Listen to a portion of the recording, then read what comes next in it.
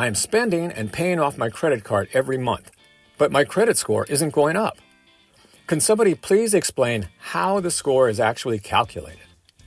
A lot of people know that having a really good credit score is super important, but not a lot of people know that there's a lot more to building that really good credit score than just simply paying your credit card back every single month. In fact, there's about a half dozen different factors that go into a credit score, and knowing what they are and how to maximize each one of them is one of the most important things you can know in personal finance. Now, before we actually start breaking down actually a couple of different types of scores out there. The most common one you'll hear people talk about is the FICO score. It's the one we'll use today as an example, but I've also seen the Vantage score. There's some other scores out there. They all range from 300 to 850 points. They all focus on the same 5 or 6 components. The only difference being slight variations in how they might weigh each component. But if you were to look at your FICO score and then look at your Vantage score, there would be a very small difference, if any.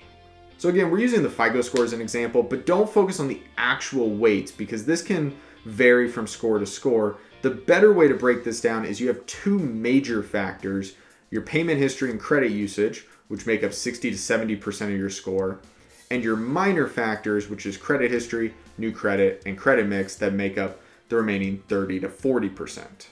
And so the ones you really, really want to focus on are your major factors. The first one's payment history, right? It's the most important factor across any score you'll find. It's basically a measurement of how reliable are you at paying your money back. So let's say you have a credit card and it's due on the 15th of every month. By the 15th, do you always pay it back? Do you sometimes pay the money back? Do you never pay the money back? That's what payment history is focused on. And it's important to know with a credit card, to check the box here and get credit for good payment history, you actually don't have to pay the total outstanding balance. You only have to pay what they call the minimum balance, which is usually a flat fee, or sometimes it's a percentage of the total outstanding balance. But be very careful with this, right? Because even though you only have to make the minimum payment to get credit for payment history, it can actually hurt you when we start talking about some of the other factors, such as credit usage. So try to use your credit card like a debit card and pay the outstanding balance. Now, credit usage is the other major factor, and it's basically focused on how much of the total credit are you using. And the good rule of thumb is you want to stay under 30% at all times. So as an example, if you have a $1,000 credit limit, you never want to go over $300. But the credit companies won't tell you when they're actually looking to see if you're over or under that 30%. So as a good rule here, you want to pay your credit card off.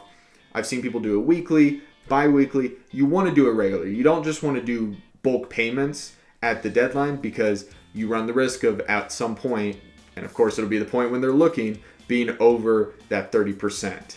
And this is where actually what we just talked about with your payment history, if you're only making the minimum payment, that means there's an outstanding balance and you're more likely to be pushed right up against that 30% and go over it, getting dinged on your credit usage. Now, there's also 3 minor factors that you want to think about when looking at your credit score. The first one is length of credit history, and it typically accounts for about 10 to 15% of your credit score, and it's usually measured in years. So, for example, if you only had a credit card for 6 or 12 months, credit companies don't care about that. They want to see 3 years, 5 years, 10 years, 20 years of open credit. So, unfortunately, there's really not a lot you can do here other than wait the time.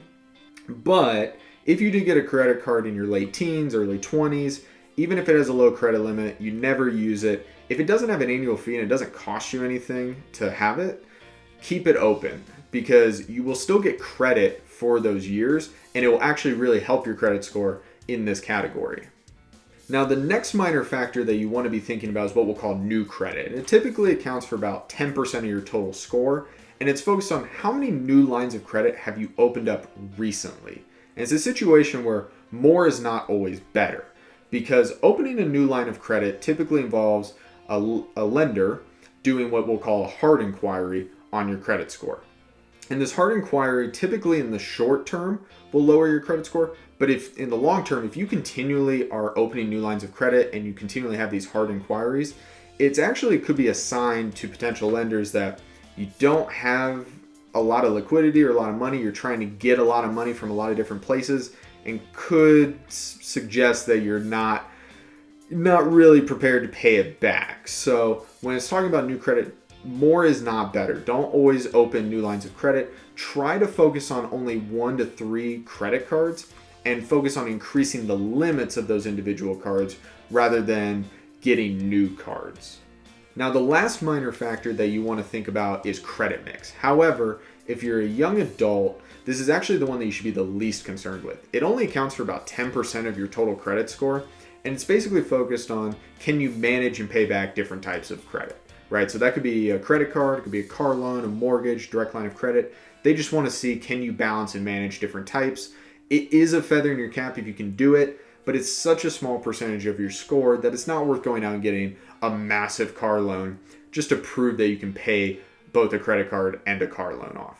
However, if you really do want to show that you can manage multiple, it's not the end of the world to go get a $500, $1,000 car loan, pay it back just to say you can prove it. But ultimately, as a young adult, this is the one you should be the least concerned with. So there you have it. Those are the 5 factors that go into building a good credit score and how to maximize each one of them. Again, stay focused on the major ones, paying at least the minimum balance, but ideally the total balance back each month, staying under 30% of your credit limit at all times. If that's tough, again, check out our video, link in the description about how and when to negotiate that higher credit limit. Keep open old lines of credit just to build that length of history, and then focus on 1 to 3 cards. Don't try to open a lot of new lines of credit. And if you do those things, then you will be well on your way to building that really good credit score.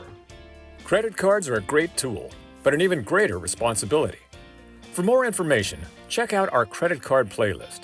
And if you want to learn more about personal finance, check out our channel, TheMcEnultyMethod, and look through our extensive library of videos.